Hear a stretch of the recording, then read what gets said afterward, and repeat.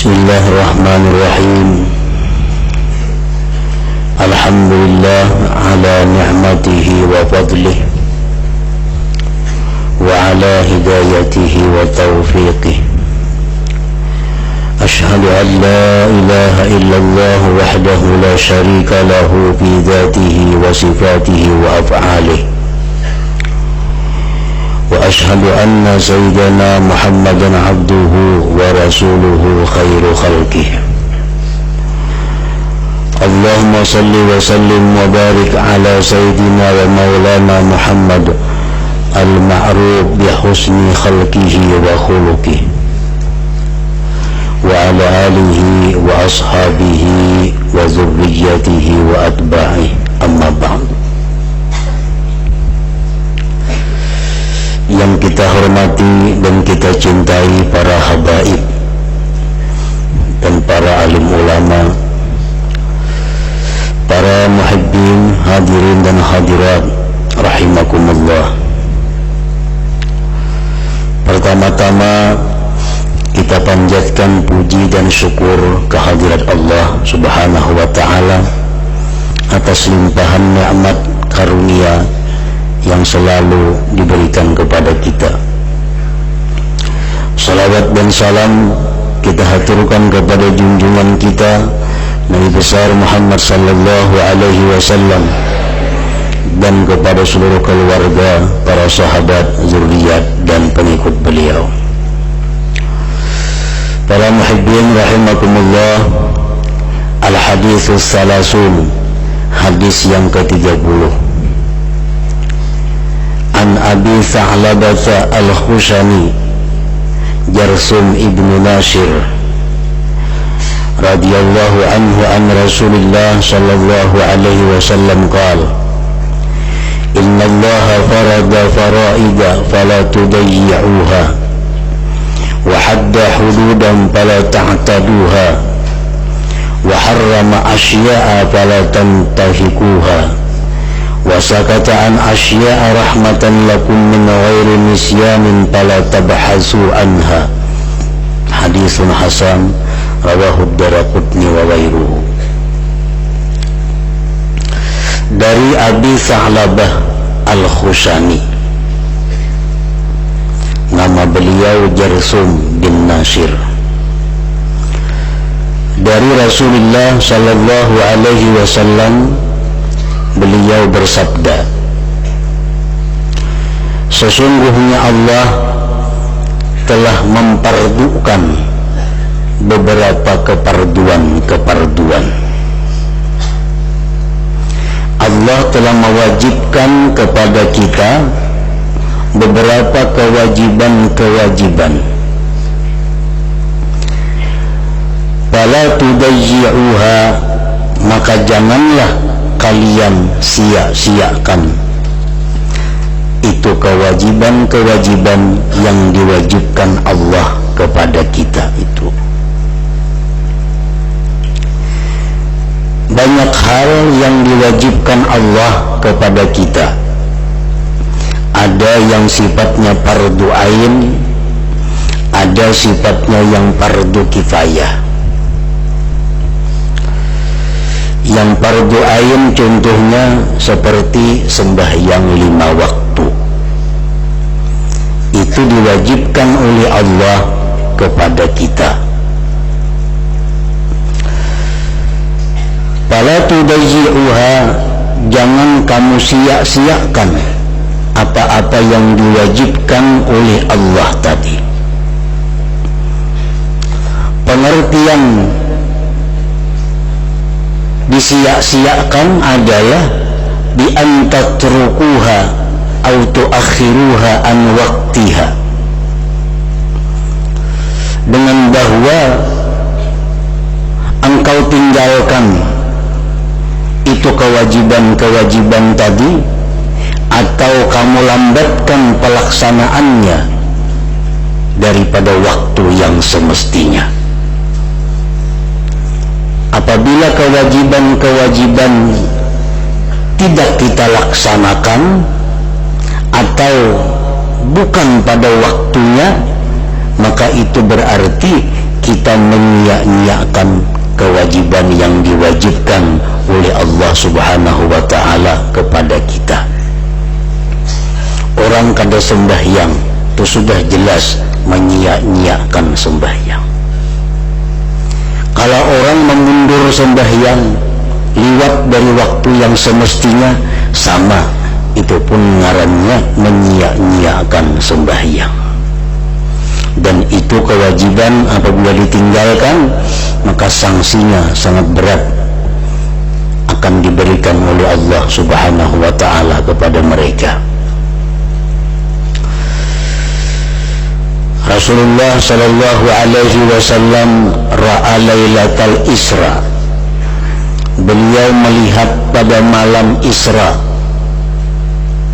27 Rajab, qauman turdakhu ru'usuhum kullama rudikhat adat kama kanat wa la yuftaru anhum dhalik.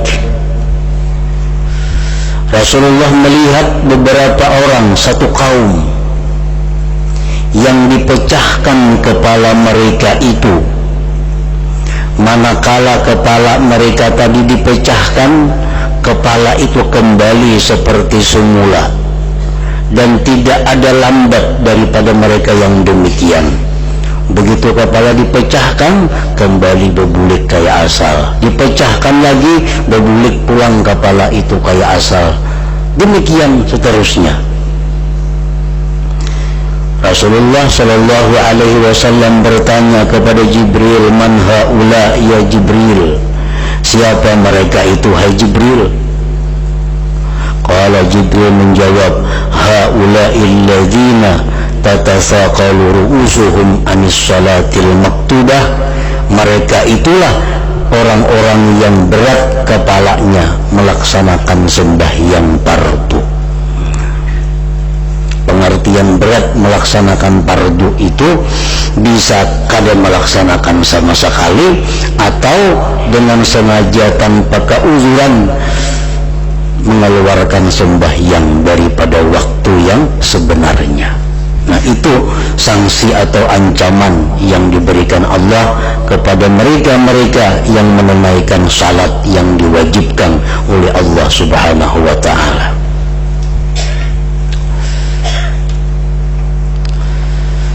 Di dalam hadis yang lain, Rasulullah sallallahu alaihi wasallam menyatakan bahwa orang yang meninggalkan sembahyang itu atau melalaikan sembahyang dengan sengaja daripada waktunya, itu di akhirat nanti dia akan dikumpulkan dengan Fir'aun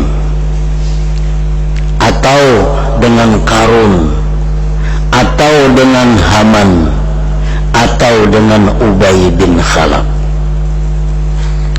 Padahal di akhirat itu kita mestinya dihalau berkumpul bersama-sama dengan Rasulullah sallallahu alaihi wasallam. Itu semestinya seperti doa yang diajarkan, Allahumma syurna fi zumrati nabiyina Muhammad sallallahu alaihi wasallam. Ya Allah, halaulah kami, kumpulkanlah kami di akhirat beserta Nabi. Nah, kalau orang di dalam dunia meninggalkan kewajiban yang diwajibkan Allah berupa sembahyang 5 waktu, itu dia di akhirat dikumpulkan dengan Fir'aun. Orang-orang yang melalaikan sembahyang karena kesibukan dengan urusan kerajaan, yang sibuk dengan urusan pemerintahan, sehingga sembahyang prai atau sembahyang tertunda daripada waktunya karena sibuk urusan kantor pemerintahan. Nah, ini orang di akhirat bersama-sama Fir'aun. Bersama-sama Fir'aun.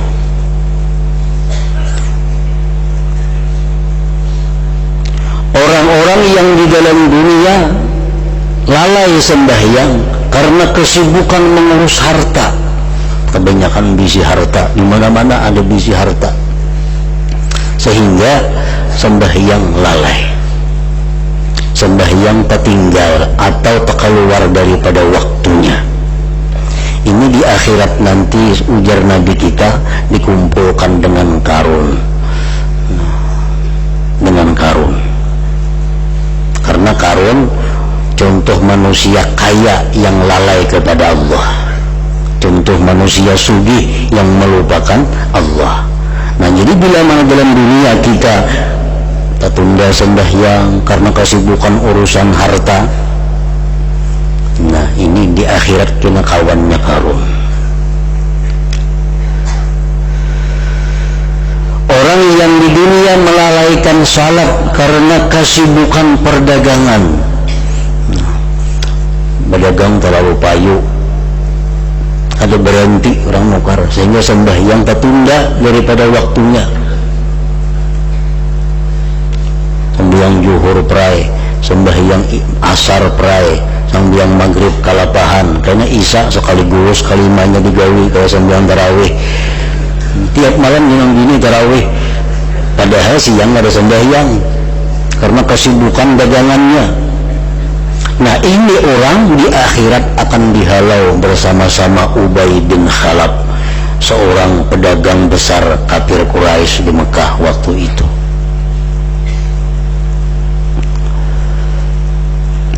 Orang yang di dalam dunia melalaikan salat atau meninggalkan salat karena kesibukan pekerjaan-pekerjaan kepegawaian. Nah, kepegawaian, orang jadi pegawai, pembantu pemerintah, sibuk urusan pekerjaannya. Ini di akhirat dia akan dikumpulkan bersama Haman. Haman ini adalah pegawainya Firaun. Nah, itu disabdakan oleh Rasulullah Sallallahu Alaihi Wasallam. Jadi Allah Subhanahu wa Ta'ala mewajibkan berbagai macam kewajiban kepada kita. Jangan sekali-kali kita lalaikan kewajiban itu, karena setiap kewajiban yang diwajibkan Allah kepada kita itu pasti di dalamnya banyak mengandung kebaikan-kebaikan yang banyak untuk kita, baik di dunia atau di akhirat. Allah kadang akan menyuruh kita untuk menyengsarakan kita. Allah kadang menyuruh kita untuk menyusahkan kita. Apalagi setiap yang disuruh Allah itu pasti mengandung banyak manfaat, banyak faidah, banyak kebaikan, baik di dunia atau di akhirat. Wa hadda hududan fala ta'taduha, dan Allah membikin sanksi-sanksi bagi mereka yang melanggar undang-undang tertentu. Fala ta'taduha, maka janganlah kalian lampaui sanksi-sanksi itu. Allah ada memberikan hukuman-hukuman tertentu terhadap orang yang melanggar maksiat-maksiat tertentu. Nah, bila mana itu terjadi, jangan kalau dilaksanakan hukum Allah tersebut. Contohnya, orang yang melakukan perzinahan.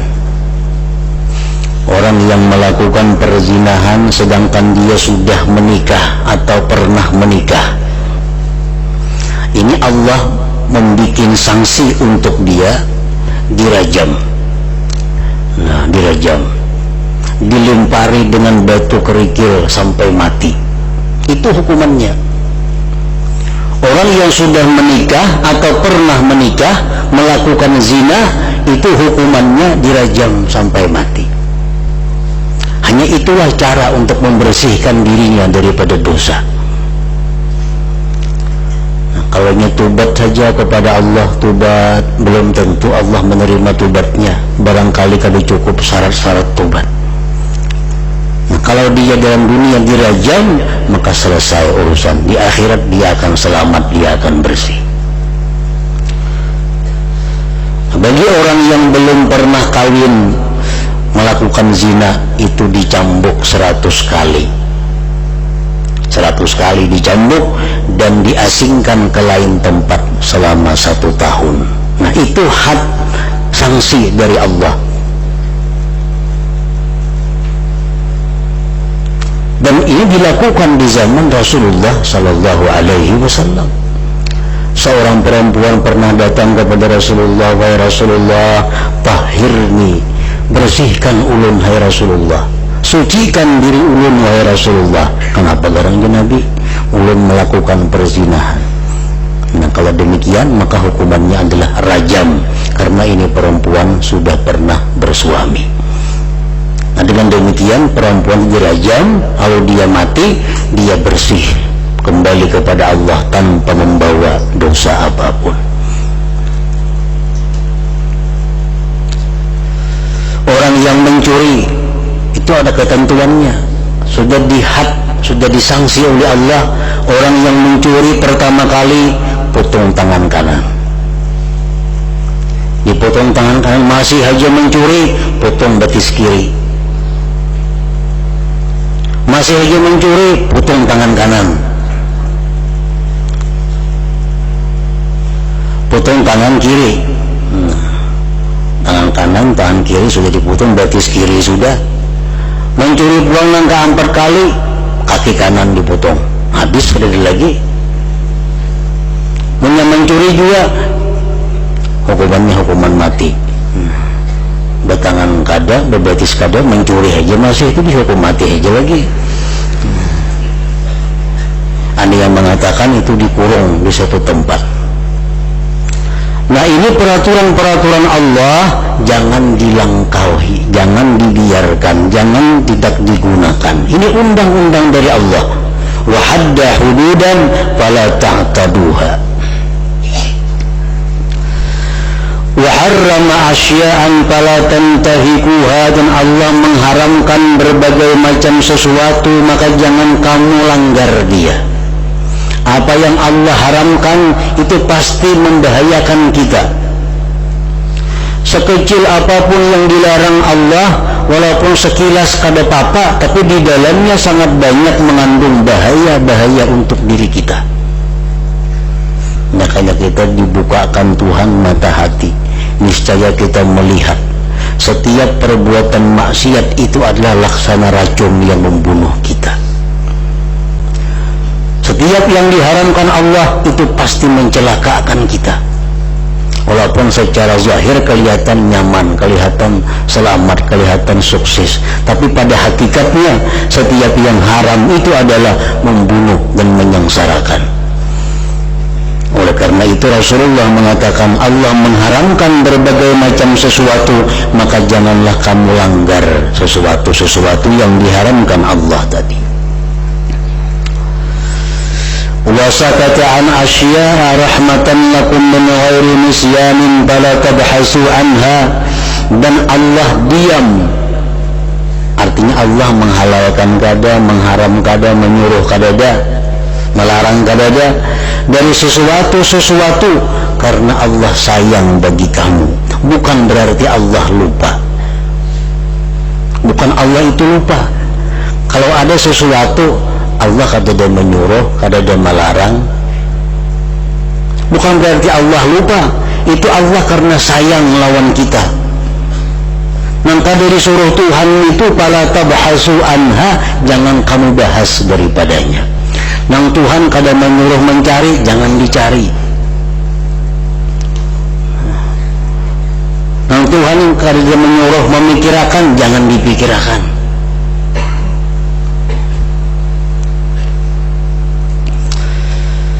Allah Subhanahu wa ta'ala berfirman, wa in min syai'in illa yusabbihu bihamdih. Tidak ada dari sesuatu melainkan bertasbih memuji Allah. Batu bertasbih memuji Allah, pohon bertasbih memuji Allah, hewan, seluruh hewan bertasbih memuji Allah. Nah, Allah menerangkan demikian. Dan Allah kalau dia menyuruh kita menakunakan kayak apa tasbihnya itu batu, kayak apa kambing itu bertasbih, kayak apa ayam bertasbih. Allah kadang menerangkan, dan Allah kadang menyuruh kita belajar itu karena kita bukan kambing. Ada yang mencari menjadi Tuhan batu bertasbih, kayak apa tasbihnya. Kita kada batu, lain urusan kita. Cuma Allah menerangkan bahwa batu-batuan itu bertasbih kepada Allah. Nah, jangan dicari sesuatu yang Allah kada menyuruh mencari. Allah kada menyuruh, bukan Tuhan itu lupa, kada, tapi Tuhan karena sayang kepada kita. Nah, para muhibbin rahimakumullah, sesuatu yang kita dilarang memikirkan jangan dipikirkan. Sesuatu yang kita diperintah untuk memikirkan, nah itulah yang kita pikirkan.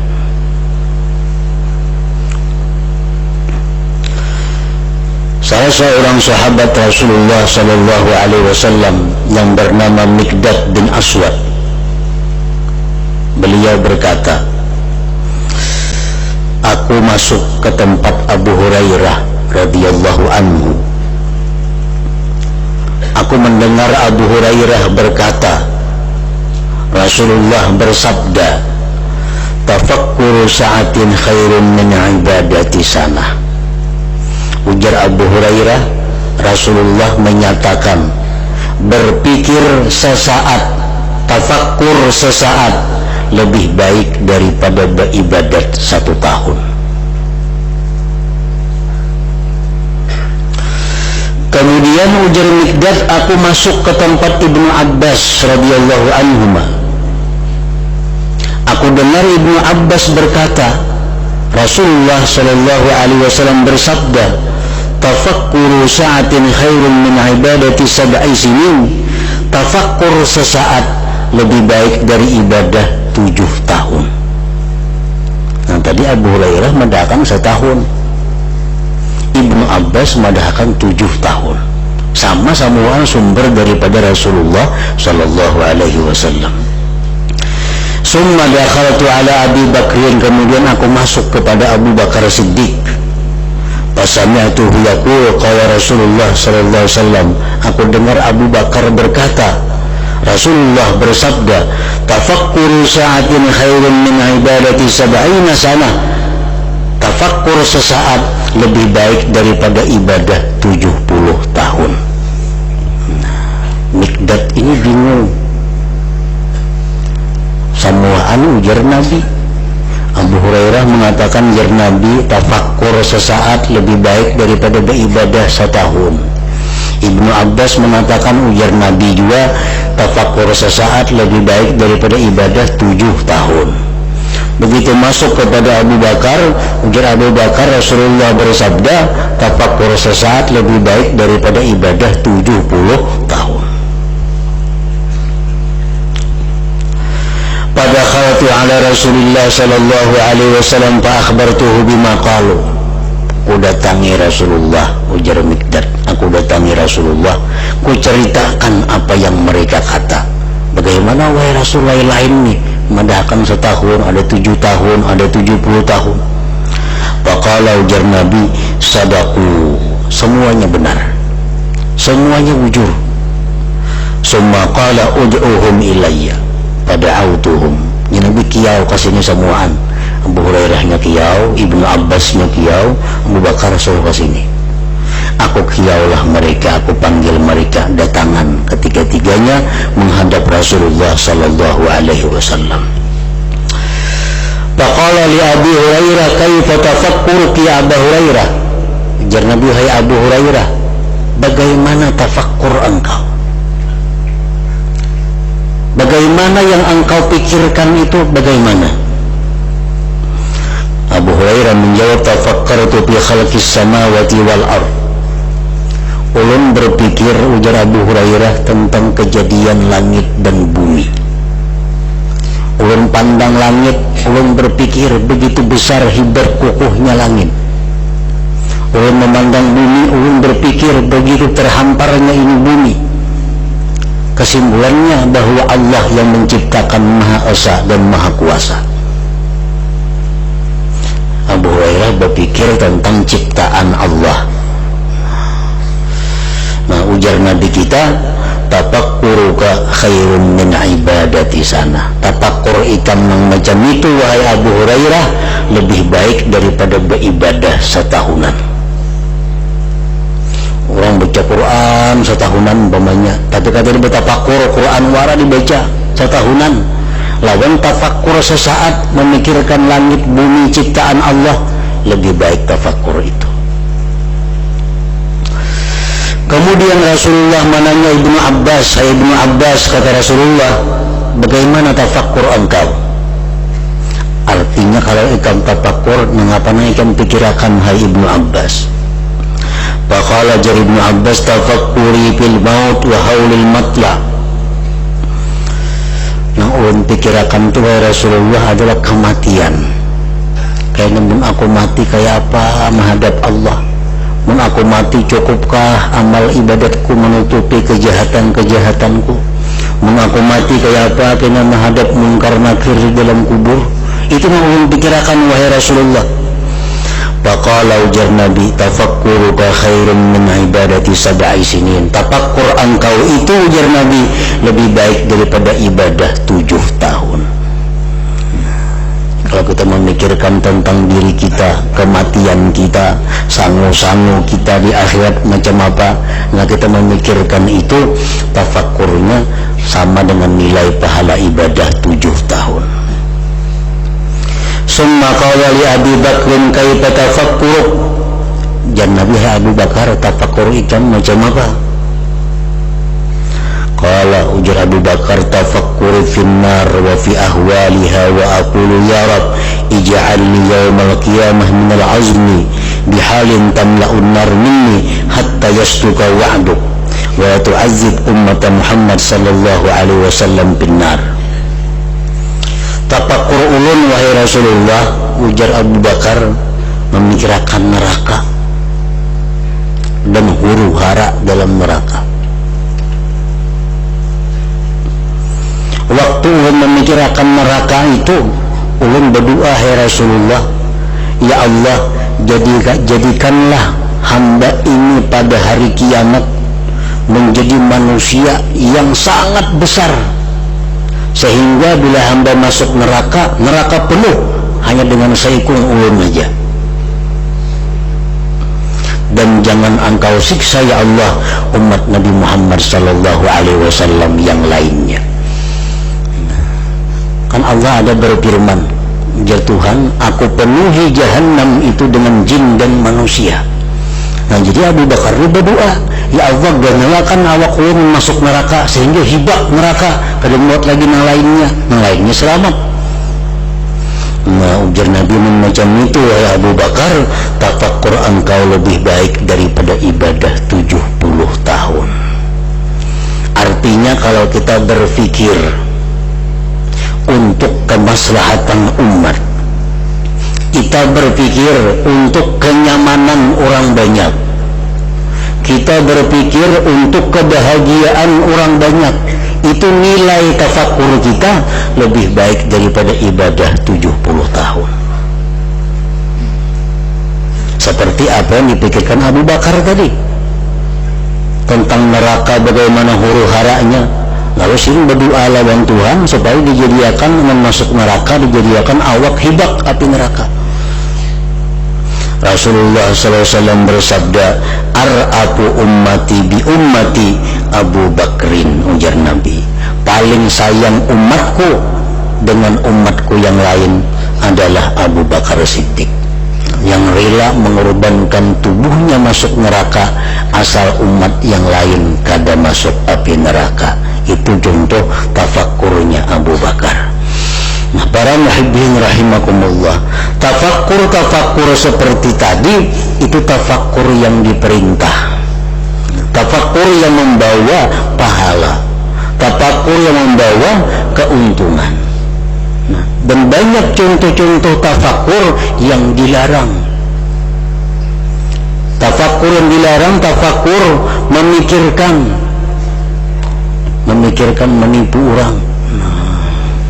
Nah, puji kepala malam isuk kayak apa caranya membunuh orang nih, itu tafakkur nang dilarang. Tafakkur tentang mensiasati hukum Allah, hukum Allah diakalani supaya nang kada boleh jadi boleh, hukum Tuhan diakalani, dalam istilah agama hilah. hukum Tuhan disiasati. Macam ini hukumnya riba. Nah, karena berbunga duitnya riba itu sudah jelas. Diakalani kayak apa tekniknya supaya jangan riba nih. Nah, diputar-putar jadi macam apakah jadinya sehingga modelnya kayak kada riba, kada berbunga juga. Nah, ini tafakur yang dilarang. Tafakur yang membahayakan. Tafakur tentang zat Allah itu kada boleh. Kayak apa nangaran Allah Ta'ala itu orangnya kada boleh dipikirkan itu. Di mana si dintu bagaimana majinnya kada boleh dipikirkan.